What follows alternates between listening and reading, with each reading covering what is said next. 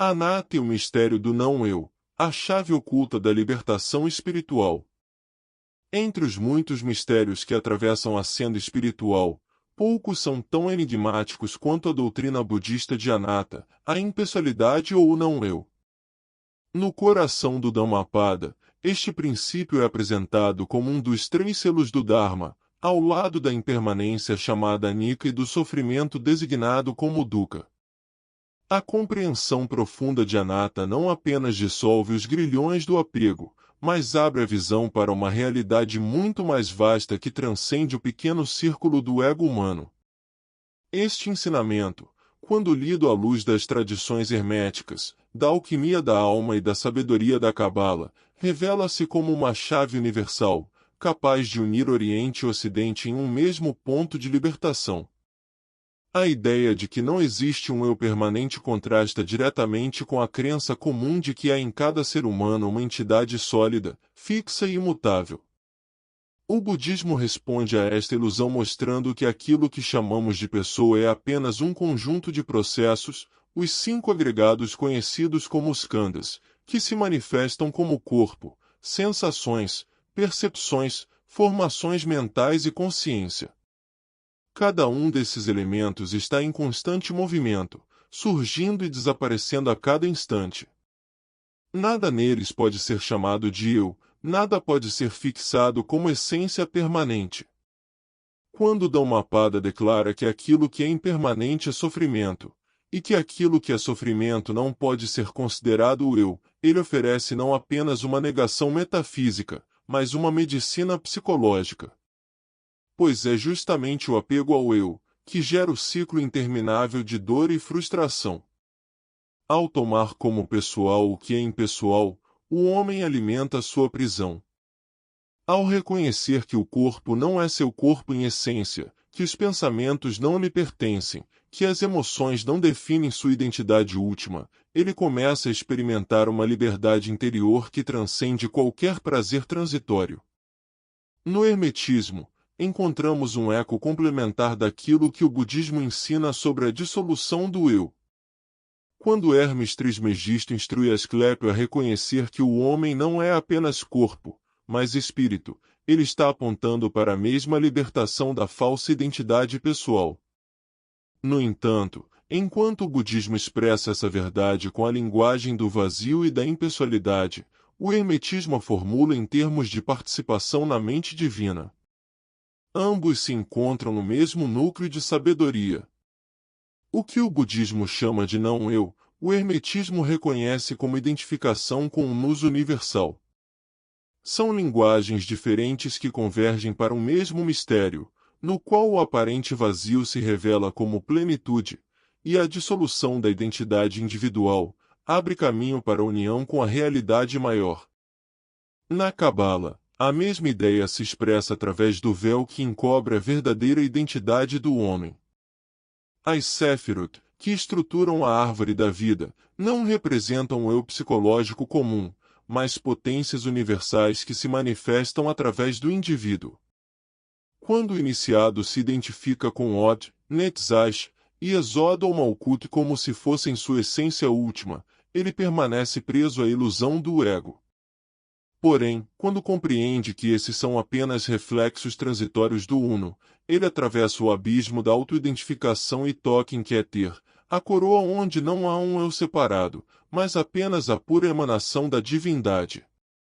Na alquimia, o mesmo processo é descrito como a dissolução do mercúrio impuro do ego. O magnum opus exige a morte do falso eu, simbolizada pela putrefação da matéria-prima. A impessoalidade é o estágio em que o alquimista reconhece que não é o operador separado, mas que a própria obra se realiza através dele como instrumento da natureza divina. Assim como o chumbo se desfaz para revelar o ouro oculto, o ego se dissolve para que a centelha do espírito brilhe. A psicologia profunda de Carl Jung também dialoga com este princípio. Quando Jung fala da individuação, ele não se refere a reforçar o ego, mas a integrá-lo dentro de uma totalidade maior que ele chama de self. Esse self não é um eu no sentido comum, mas uma realidade arquetípica que transcende a identidade pessoal. De modo análogo ao anatta, o self mostra que aquilo que consideramos nossa identidade consciente é apenas uma pequena parte de uma vastidão psíquica impessoal. O inconsciente coletivo, com seus arquétipos universais, é precisamente a expressão desta dimensão que não pertence a nenhum indivíduo isolado. O ensinamento de anatta pode ser aplicado na vida prática como uma arte de desapego. Quando alguém sofre por uma ofensa recebida, acredita que sua honra pessoal foi ferida. Mas se contemplar que não existe um eu fixo a ser atingido, perceberá que a ofensa não tem a quem atingir. Quando alguém se apega a um bem material, acredita que esse bem é seu e define sua identidade. Mas se compreender que nada pode ser possuído em essência, que tudo se dissolve na impermanência, descobrirá que o apego era apenas uma ilusão. Assim, a impessoalidade não é apenas um conceito abstrato, mas uma ferramenta libertadora. No campo ritual, o reconhecimento de anatta se traduz na prática da contemplação. O meditante observa as sensações surgirem e desaparecerem, observa os pensamentos virem e irem, observa as emoções se manifestarem e cessarem. A cada observação, repete mentalmente que isto não sou eu, isto não é meu, isto não é o meu eu. Essa prática, descrita nas escrituras budistas, corrói lentamente a ilusão de identidade e abre o espaço da pura presença. Se transportarmos este exercício para a linguagem da alta magia, podemos dizer que o mago precisa aprender a morrer simbolicamente antes de ser renascido. Ele deve atravessar o portal de Tiferet, onde o ego sacrificial é entregue, para então ser revestido pela luz de Keter.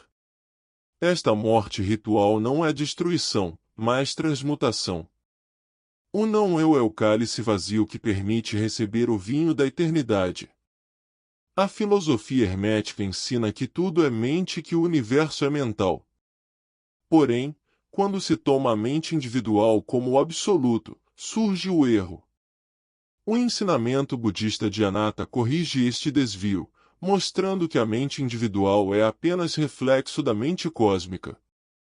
Portanto, quando se dissolve o eu, não se cai no nada, mas se desperta no todo. A impessoalidade é o caminho para a união com a mente universal.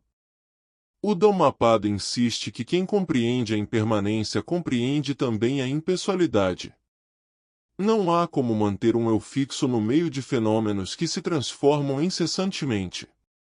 O fluxo da vida, assim como um rio que nunca é o mesmo, mostra que a identidade é apenas uma convenção. Mas ao compreender este fluxo, o buscador não cai em desespero. Pelo contrário, ele alcança a serenidade, porque deixa de lutar contra a corrente. Ele se torna como aquele que navega no rio com destreza, sabendo que não possui o rio, mas que pode fluir com ele até o oceano. No contexto da escola da ciência divina, este ensinamento se torna um convite à transcendência prática. Não se trata apenas de compreender intelectualmente que não há um eu. Trata-se de viver de modo que cada situação seja vista como expressão da divindade e não como afirmação de um ego separado. A ciência divina é a arte de perceber o universal no particular, o impessoal no pessoal, a eternidade no instante. O símbolo do vazio, tão central ao budismo, encontra correspondência na alquimia como o vaso hermético. O vazio não é ausência, mas receptáculo. Quando o eu se esvazia, torna-se capaz de conter o fogo do espírito. O alquimista sabe que apenas o vaso limpo pode receber a pedra filosofal. Da mesma forma, apenas o coração livre de identificação pode receber a luz da gnose. Assim, o mistério de Anatta é um convite à grande obra interior. Ele exige coragem, porque o ego resiste à sua própria dissolução. Mas também oferece uma promessa, porque do outro lado do vazio está a plenitude. O buscador que atravessa este portal descobre que nunca houve algo a perder, porque o verdadeiro ser não depende de identidade pessoal. Ele descobre que o não-eu é, na verdade, a porta para o uno. Ao concluir, devemos contemplar que anatta não é uma negação do ser, mas uma afirmação do ser verdadeiro. Ele destrói a ilusão para revelar a realidade. Ele dissolve o eu transitório para revelar a centelha eterna. Ele nos ensina que a liberdade não está em afirmar o eu, mas em abandoná-lo.